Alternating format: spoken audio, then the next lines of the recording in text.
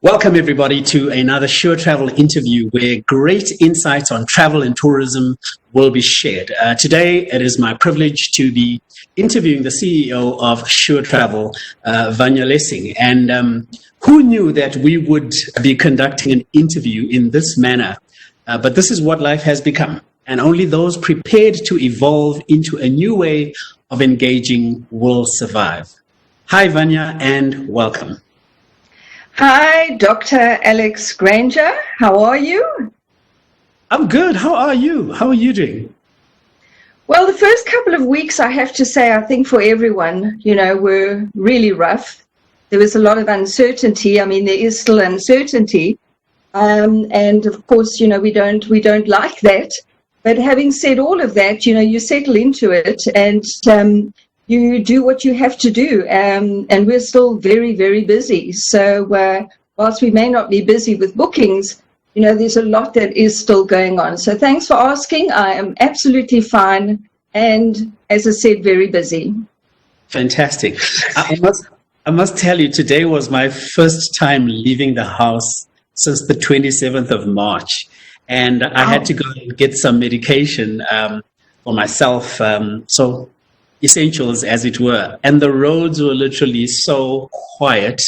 The places are clean, and even at the medical center, I mean, there weren't too many people, but there were just, rules and regulations about how you enter. We were being scanned, asked a lot of questions, sanitizer, and even on the inside, everyone's wearing masks. It is just so crazy and abnormal for me to see people wearing masks, and it looks like this could be our new reality for a long time to come.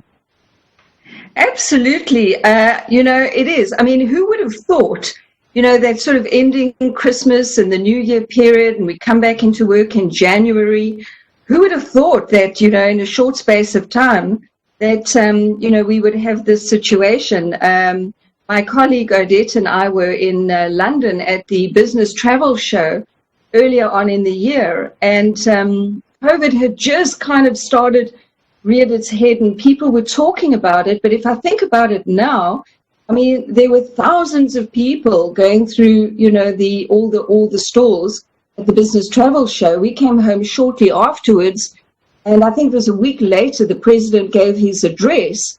And of course, we all went into self-quarantine. But who would have thought that in a short space of time, as you said, we would be living what I call this quarantine life.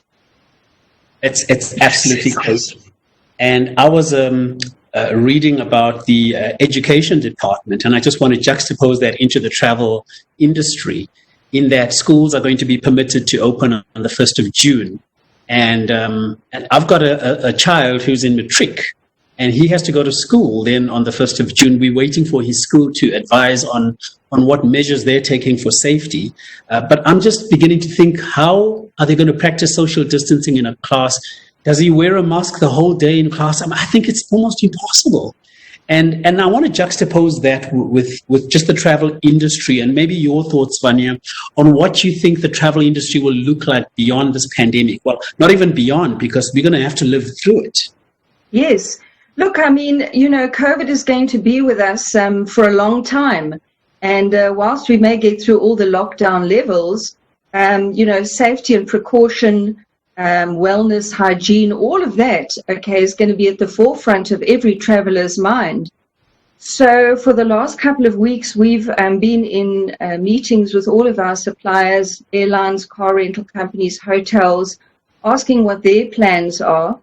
And of course, the airlines are telling us that while they have many of their planes grounded, they're all, there's a lot of deep cleaning going on. But yes, it will be a new era of travel. Interestingly, this morning, talking to one of the airlines about how the social distancing is going to work on an aeroplane, because, that will certainly, mean that there's a cost attached to that. But, nobody really yet has the answers around that. I have no doubt that as the borders start to open up, IATA, the International Air Transport Association, will come out with a standard set of rules and regulations, for all of the airline members. So we wait. But at this time, also speaking to some of the consulates around what's going to be required in terms of obtaining a visa. So there's none of that information that is coming through yet, hopefully soon, so we can all prepare for that.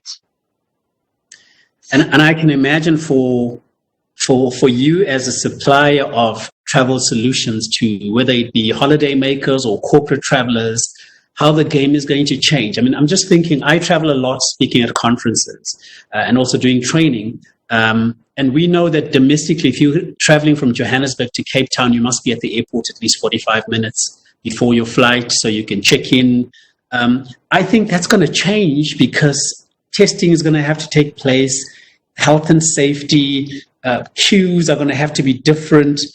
I just, from a regulations and health and safety and testing, do you sense that the travel industry is speaking enough about this so that we can actually be almost ready to be reintegrated into the market?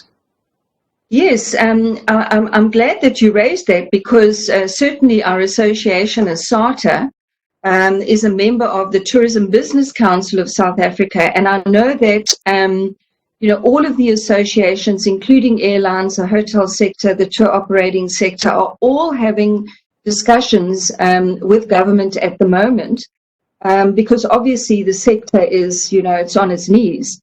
So sooner rather than later, we would like, to know, as I said earlier, about what all the regulations are going to be so we can prepare for that. And things will be different. If you just think about when you enter an airport and you queue up for your ticket and then you go through passport control and security, are some airports going to have to, build new space? Talking to Turkish this morning, of course, they've got their new airport. They say that they are well prepared for that because that's a huge, airport hub. But what is it going to look like at other airports? So I'm sure AXA and, all the authorities are in those discussions at the moment. And I can also imagine for smaller businesses, if you think about manager-owned businesses, travel agents for that matter, who perhaps are running a small show travel agency somewhere in the country, have a total staff complement of, say, 10 people. And it's quite easy just to take things for granted that, look, I know Miriam, I know John, I know Michael, and almost not adhere to healthy practices, the sanitization. I think it's going to be a legal requirement that every business that opens has to have a temperature scanner, has to have sanitizers, the PPEs. To what extent have you, from a show travel point of view, been communicating the importance of adhering to strict ways of managing health and safety to preserve and protect staff? Yes. Well, of course, there is a lot of information readily available in the public arena, but we will provide guidelines. We certainly, from a show travel head office perspective, every one of our staff is working from home and will continue to work from home for as long as possible.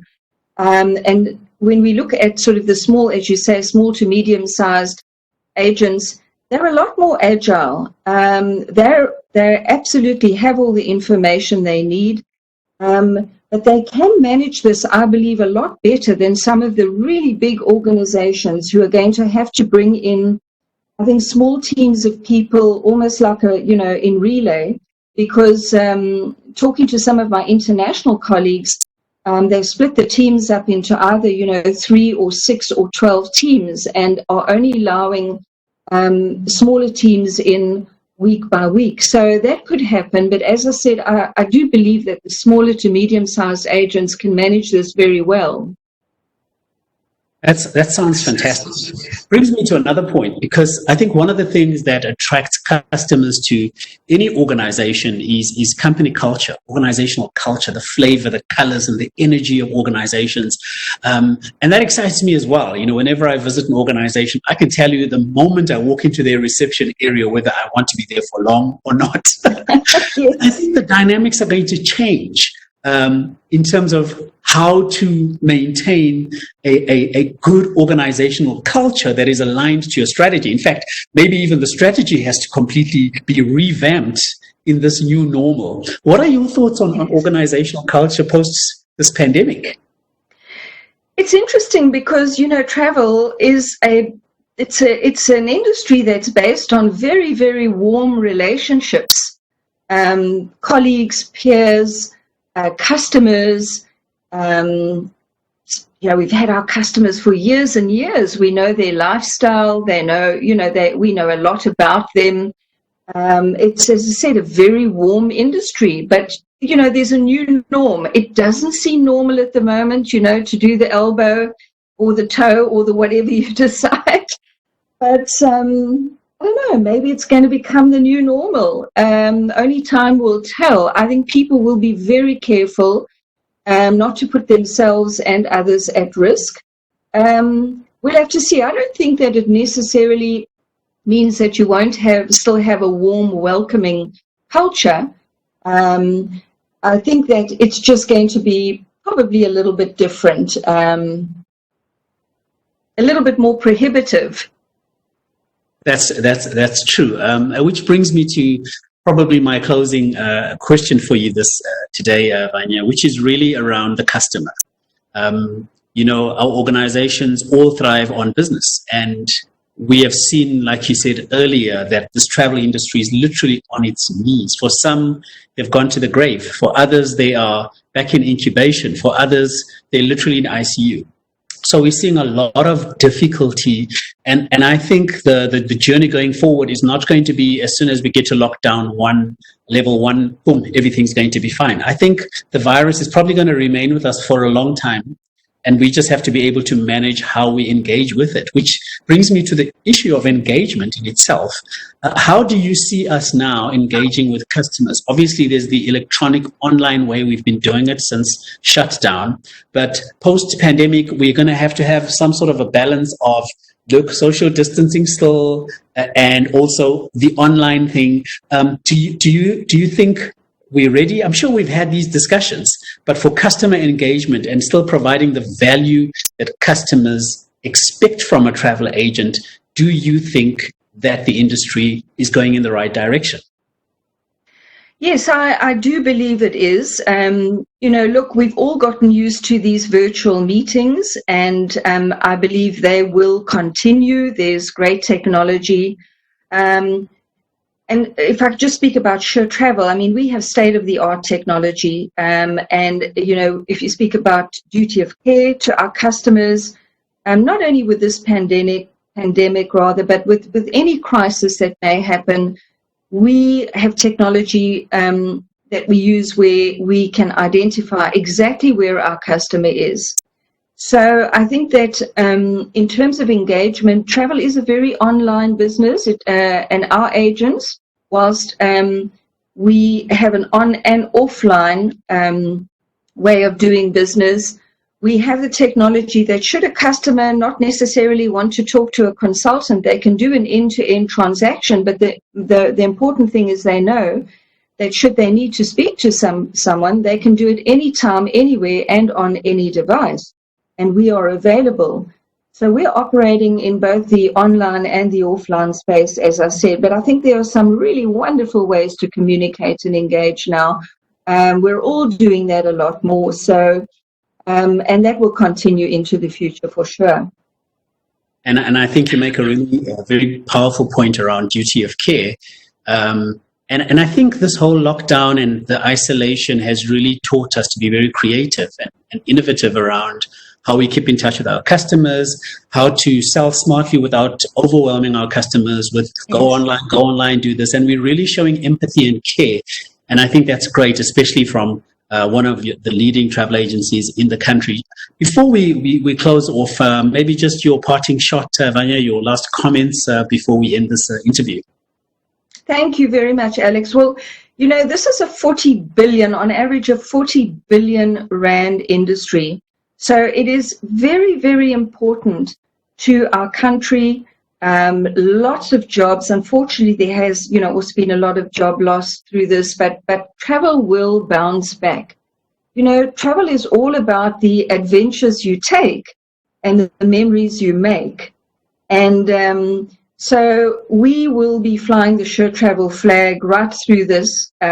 We are looking after our customers. I want to take this opportunity actually to thank all of our customers who've sent us amazing messages of support and are looking for, creative new itineraries, which we're putting out. So we will bounce back. It's just riding this perfect storm, as I call it.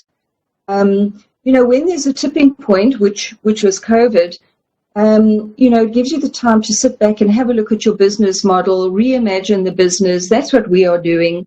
And we look forward to, making sure that our customers continue to have the most fantastic travel experiences with us. That's what we're all about.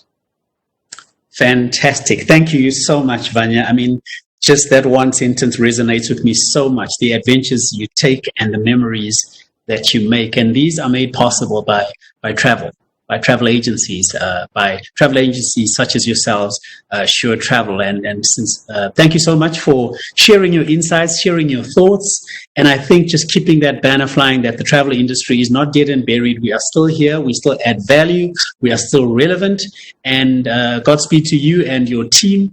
I'm sure you will continue to make a success of your business. And I guess we will chat again very soon. My thanks again to Vanya Lessing, the CEO of Sure Travel.